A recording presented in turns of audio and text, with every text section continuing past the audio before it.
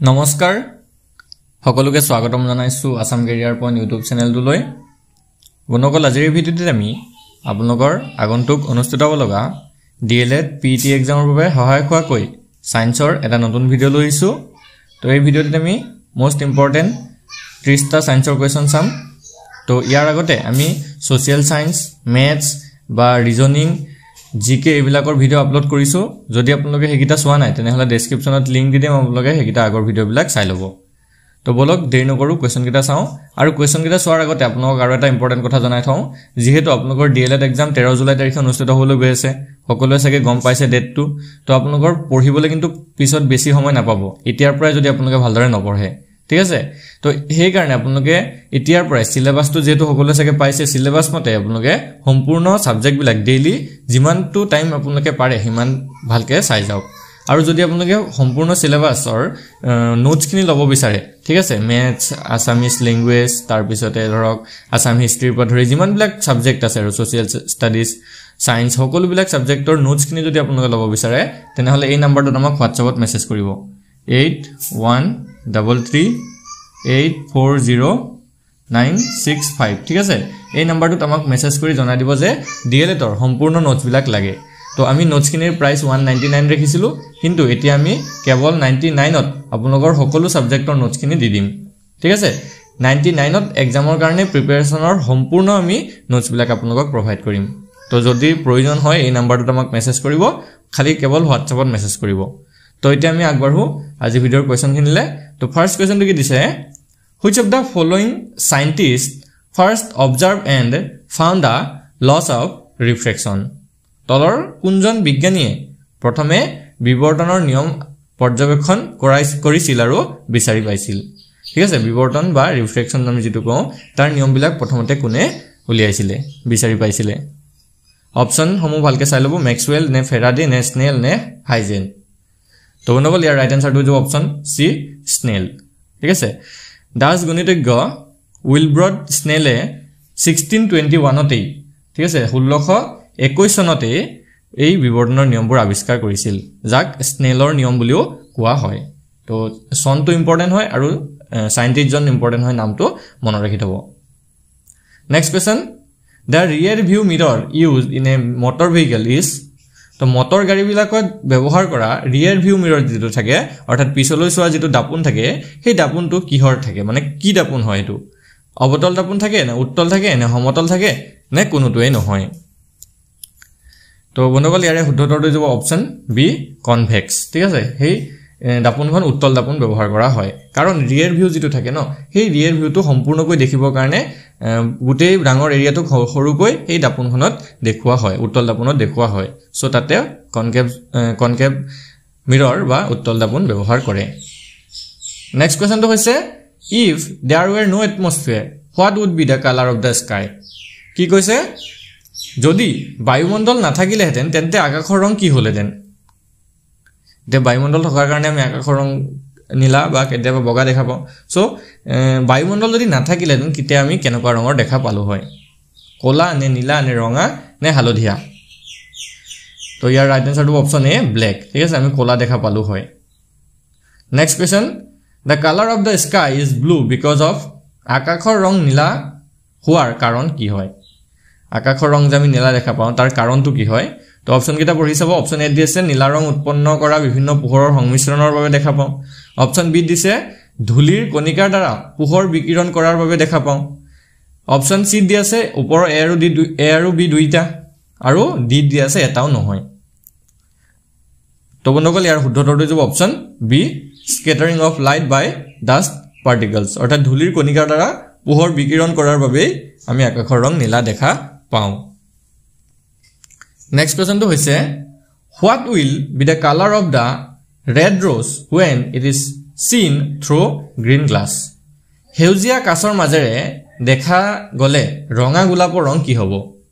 আমি যদি green glass বা হেউজিয়া গ্লাছ এটাৰ মাজেৰে ৰঙা গোলাপ ফুল এটা চাওঁ ঠিক আছে তেতিয়া আমি সেই ৰঙা গোলাপ ফুলৰ ৰংটো কেনেকুৱা ৰঙৰ দেখা পাম হোৱাইট বগা দেখা পাম ব্ৰাউন মুগা দেখা পাম নে ব্ল্যাক নে ইয়েলো দেখা পাম তো কেনেকুৱা ৰঙৰ দেখা পাম তো এটো হৈ যাবগে অপচন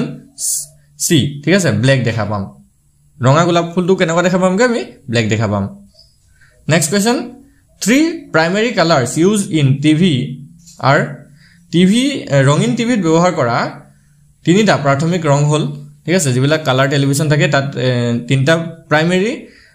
কালাৰ ব্যৱহাৰ কৰা হয় সেই কালাৰ কিটা কি হয়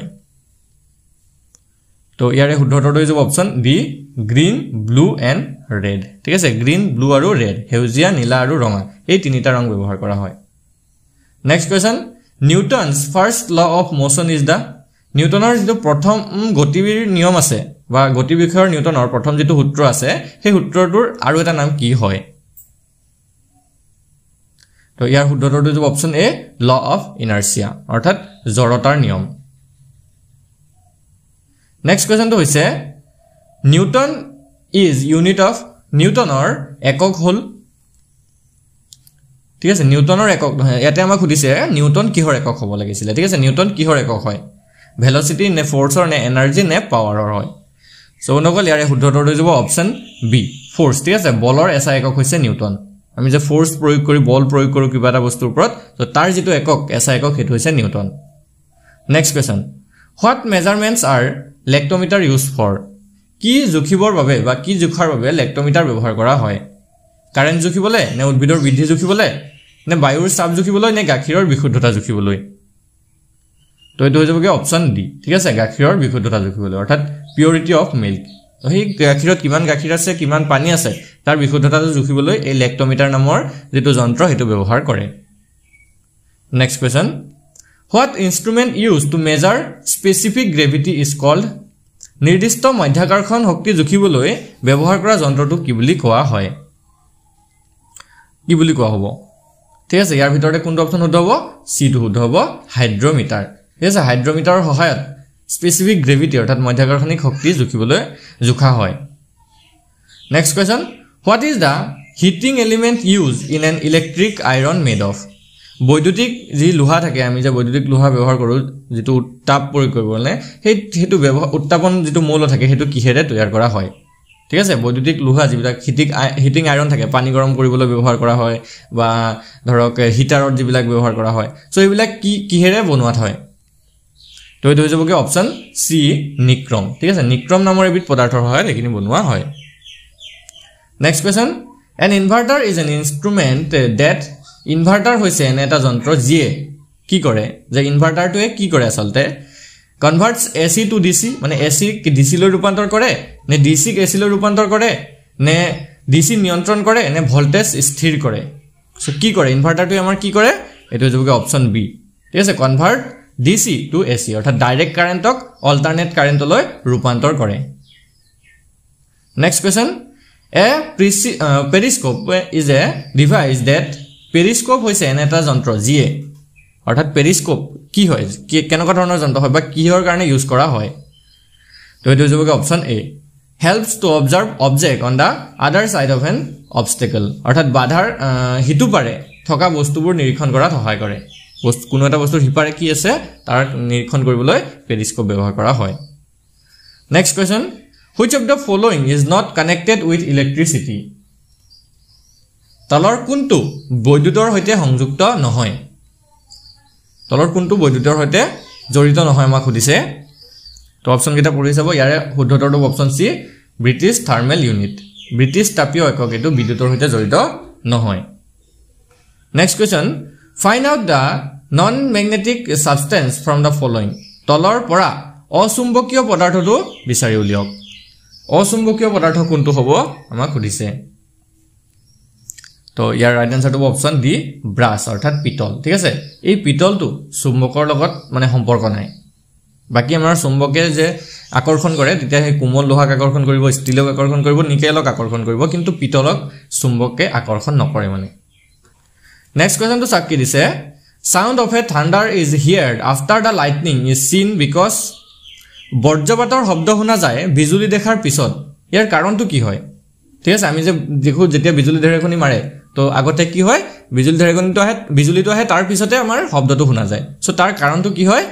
তো ইয়াৰ ভিতৰত অপচন বি টো হ'ব শুদ্ধ উত্তৰ অপচন বি টো তললৈ গুচি গল তো এটো চাব সাউন্ড ট্ৰেভেলস স্লোৱাৰ দেন লাইট অৰ্থাৎ শব্দই পোহৰতকৈ লেহেমিয়া গতি কৰে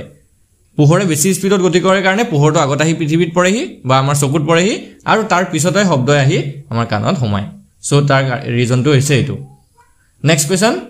what unit is used to measure the intensity of sound শব্দৰ তীব্ৰতা জুখিবলৈ কি একক ব্যৱহাৰ কৰা হয়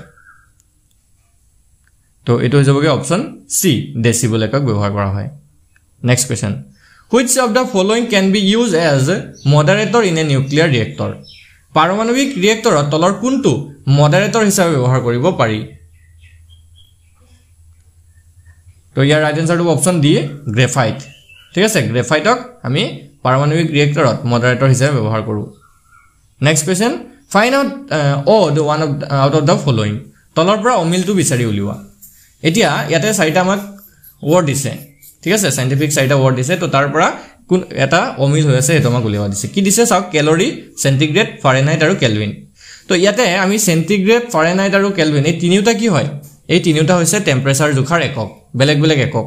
ঠিক আছে সেন্টিগ্ৰেডত আমি কেতিয়াবা জুকো কেতিয়াবা ফাৰেনহাইটত জুকো কেতিয়াবা কেলভিনত জুকো কিন্তু ক্যালোৰিটো আমি উষ্ণতা জুখিবলৈ ব্যৱহাৰ নকৰো ঠিক আছে সো ইয়াৰ ভিতৰতে কাৰেক্ট আনসাৰ হৈ যাব অপচন এ ক্যালোৰি বুজি পালে চাগে এই তিনিটা আমি টেম্পাৰেচাৰ জুখিবলৈ ব্যৱহাৰ কৰো হেতুক নকৰো ক্যালোৰিক নকৰো নেক্সট কোৱেশ্চনটো হৈছে ইভাপোৰেশন of a liquid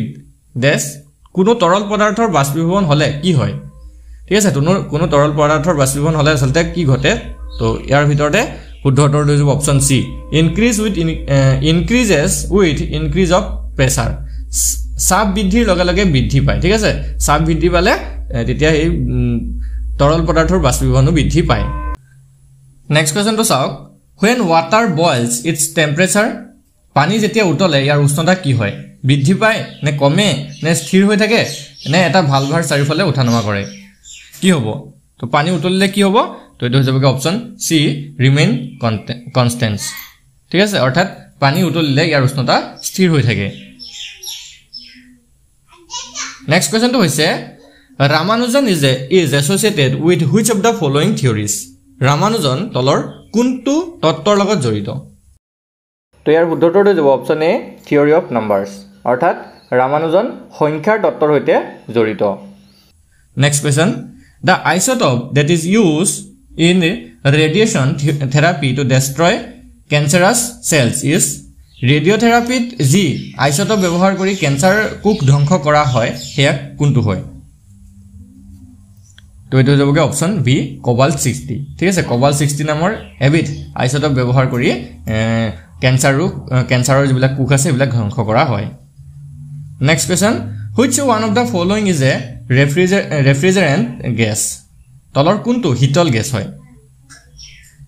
year correct আনসাৰটো option এ ক্লোৰোফ্লোৰোকাৰ্বন ঠিক আছে ক্লোৰোফ্লোৰোকাৰ্বনটো এটা শীতল গেছ হয়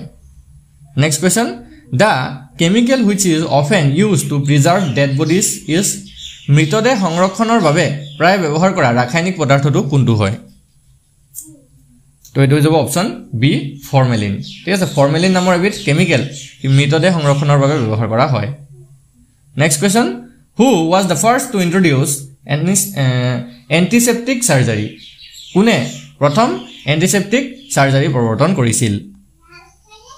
তো ইয়াৰ শুদ্ধ উত্তৰটো অপচন এ জোসেফ লিষ্টাৰে ঠিক আছে জোসেফ লিষ্টাৰে প্ৰথম এন্টিসেপ্টিক সাৰ্জাৰি প্ৰৱৰ্তন কৰিছিল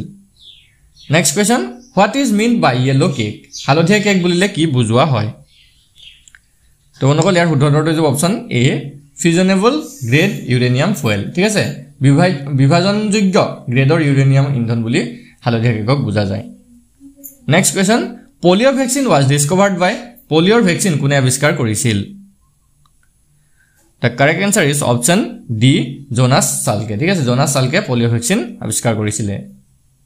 next question DNA fingerprinting was discovered by DNA fingerprinting কোনে আৱিষ্কাৰ কৰিছিল তো তেও আছিল option A ঠিক আছে সৰি এটো option D হ'ব Alec Jeffrey and Victoria Wilson